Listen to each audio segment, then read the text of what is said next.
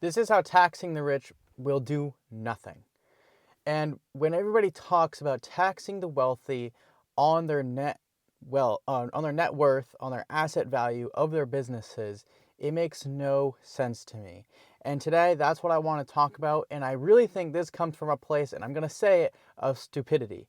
And the politically correct way would be just saying that you guys are uneducated.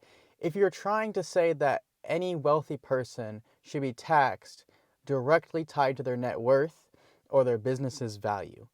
And to break it down, we're going to break it down in this video, but to break it down, it comes to the fact of you're going to tax somebody based on a value of something they don't have. And when you really understand wealth and where wealth lies, I think you'll have a you'll have a different belief or a different understanding of, where you think people should be taxed and how this would actually even work. And so when we break this down, it's going to be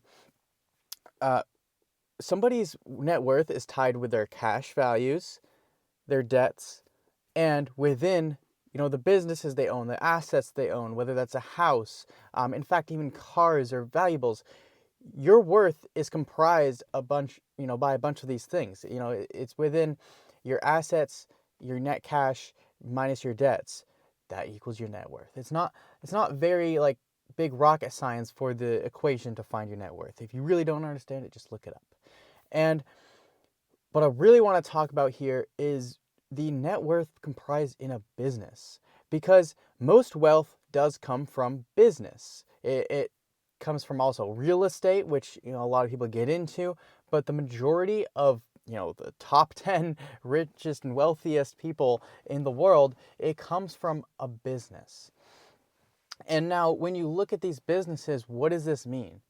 A business has to run on selling a product or a service, and the only way they can get to that size of business is they have a massive organization beneath them.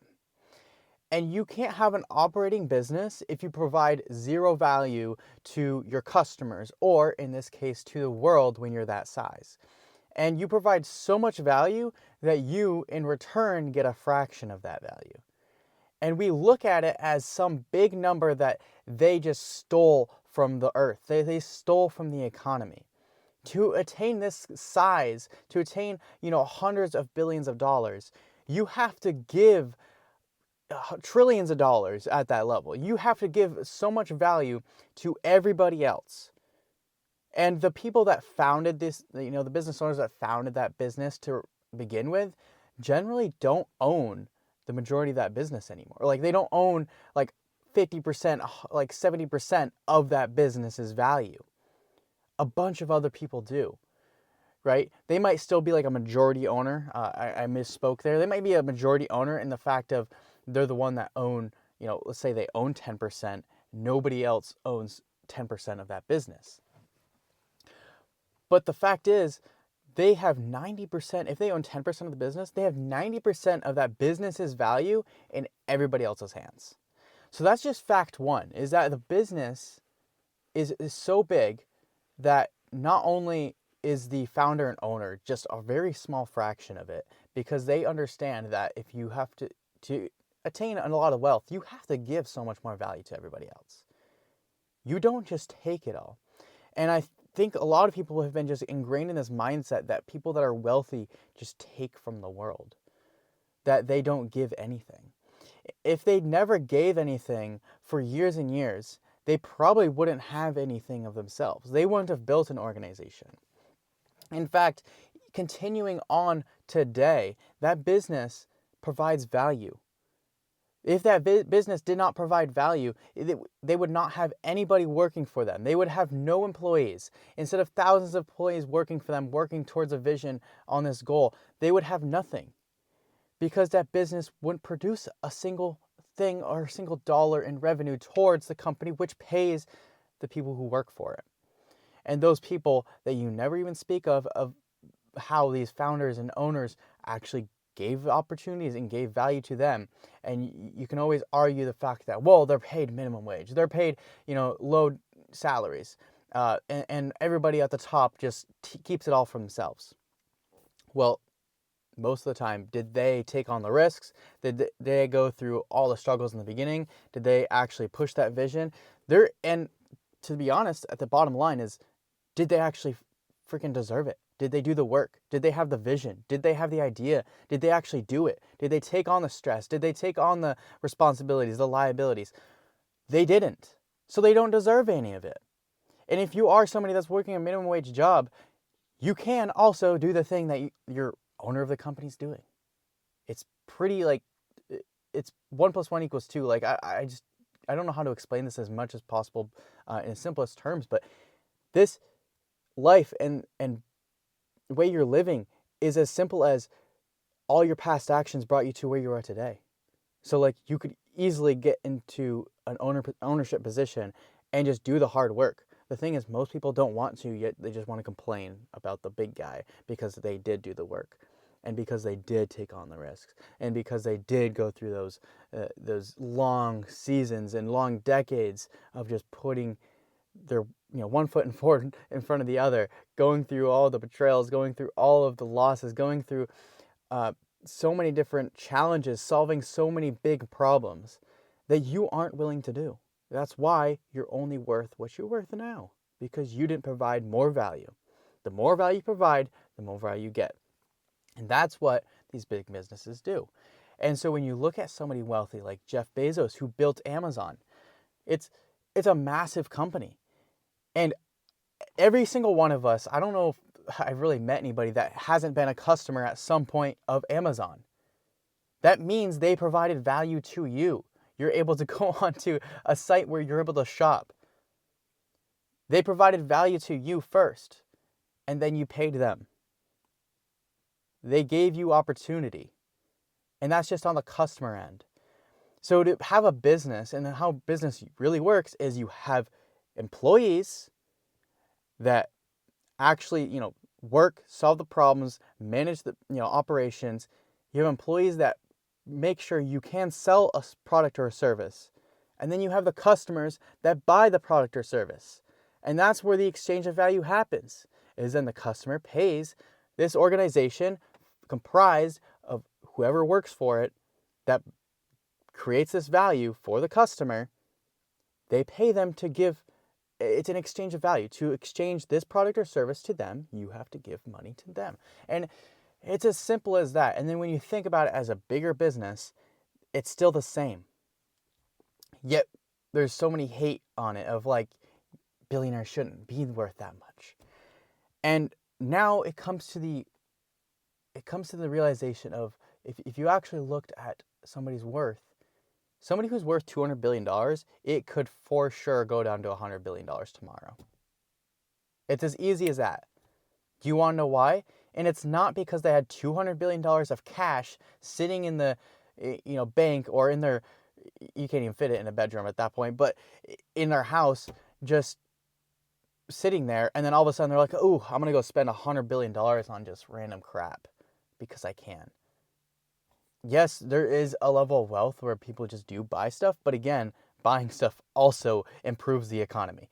Like, buying stuff of products or services from other people gives them money.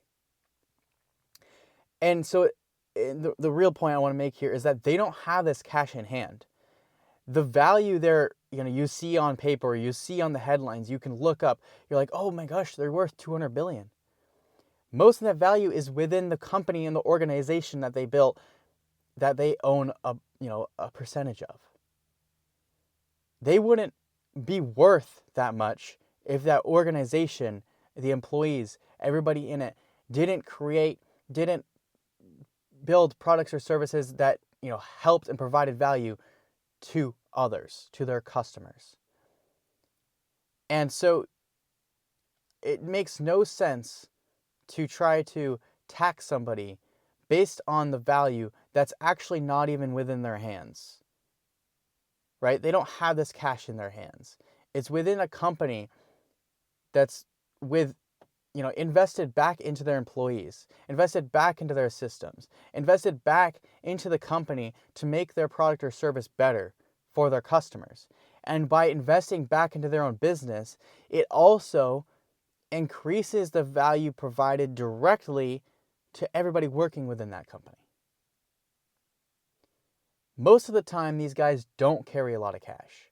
Anybody who's in like a big growth mode and just keeps reinvesting, and that's why you see these businesses net zero, because they are just constantly reinvesting into their own company, is because they know they don't really care to have cash on the sidelines.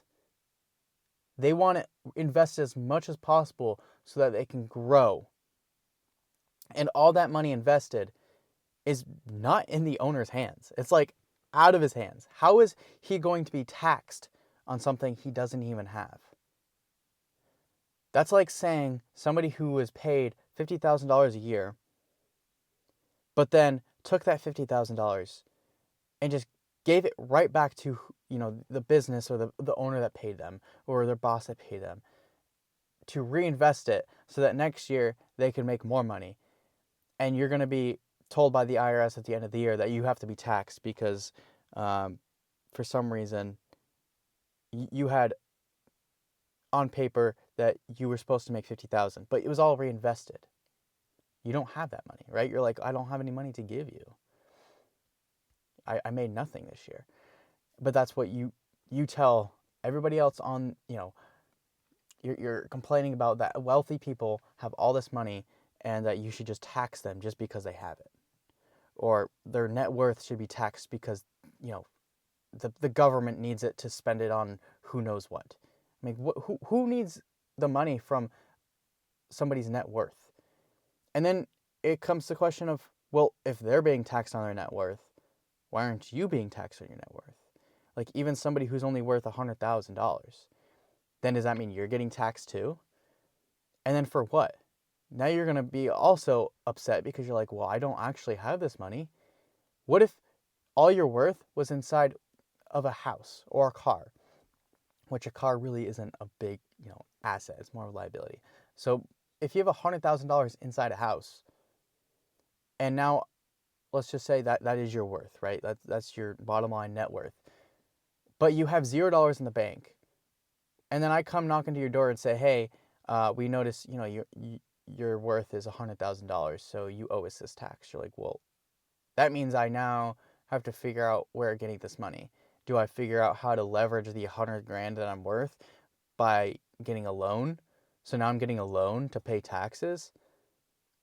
Like, where does that make sense? And that's where these billionaires would have to do too at their level. It's like, well, you're going to tax me billions of dollars of something I don't even have? It's all within the company. It's all within your house. It's like you don't actually have that in your hand. How can you be taxed on something when you don't even have it? It's something that has been reinvested back into the company, which provides more value, which built something, which created, this figure of being worth X amount of dollars, which could also tank tomorrow. Like, it could be nothing tomorrow. Yeah, I have to pay you tax. So I pay you all this tax money today, but then my company dies tomorrow, and then I'm worth nothing. So what does that mean? Are you going to pay me that back? No, they're never going to pay you the back because that's not how it works. And so it's never made sense to me why anybody would try to push this unrealized gains tax.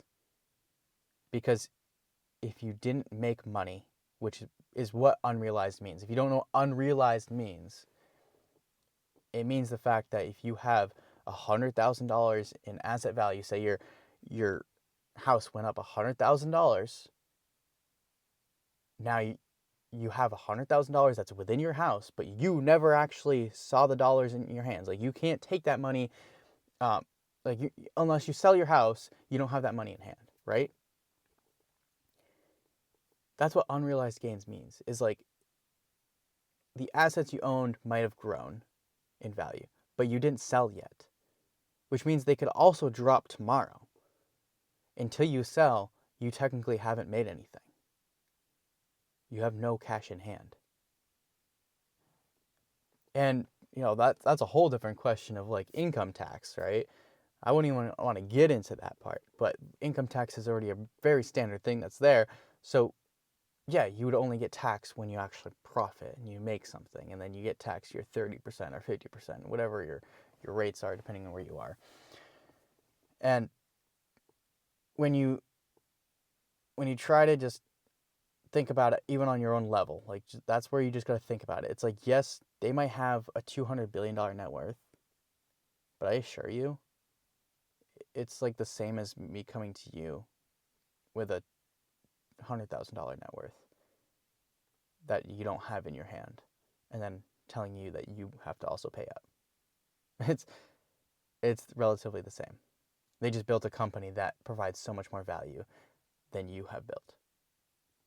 Like, they have a company that's so big that even the employees in it, and this is where it's like it also doesn't make sense. The employees get paid, and there's taxes within the company that the company already has to pay anyways.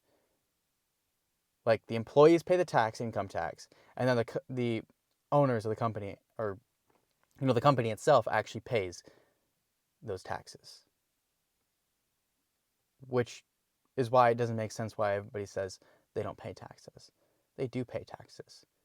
Just because they didn't make any money on, at the end of the day on their profit and loss sheet, so that they didn't give any to the government, and instead they invested it into their own company and systems, or they invested it into the economy, which is why our tax system is built the way it is so that people and businesses just invest it right back into our economy, so that it just grows the economy more and spreads across, like keeps the trade flow going. The only time you're going to be taxed is when you just try to keep it. Is when you don't let money flow through you. Because when you keep money and you hoard it, then it's just out of everybody's sight. Like, when you don't allow other people to, when you stop the trade, when you try to hide money is when it becomes like almost invaluable in the system. So that's why they tax you on it, because now they need the tax money to be able to keep the country flowing, because you didn't invest it back into the country.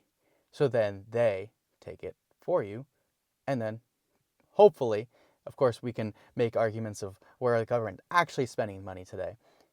The point is, they're supposed to invest it into places that give us the best ROI on our companies, or on a country's growth, where our country needs it the most, and that's what it's supposed to be for, right? It's supposed to be for actually helping the country, and pushing us to where we need to go. So I would just ask yourself, would you want to be taxed on something that you haven't made money on? If somebody said that because the economy was doing better, or even your small business was doing a little better, that, hey, you have a potential, you could sell this company for $100,000. So we're going to just tax you on it because you could have that potential. But then somebody comes over and offers you, like, hey, no, your company's actually not really worth $100,000. We'll just pay $50,000 for it. Now you just paid taxes on a $100,000 company that they said that it was worth, but really it was only worth $50,000 because that's what somebody was willing to pay. So now you just overpaid in taxes. Makes zero sense. Let me know what you guys think down in the comments. I would like to hear other opinions, other ideas about this, but for me, it makes no sense on this taxing the wealthy on their unrealized gains. It is, I think, coming from people of stupidity that are totally uneducated on how wealth even works, or how wealth is even come about. Like, you don't come into wealth by just having hundreds of billions of dollars in the bank. You create value for everybody else too. And the people that do just make income at the bottom, their actual real profits, they do get taxed. That's what income tax is for. That's what happens. So let me know what you guys think down in the comments.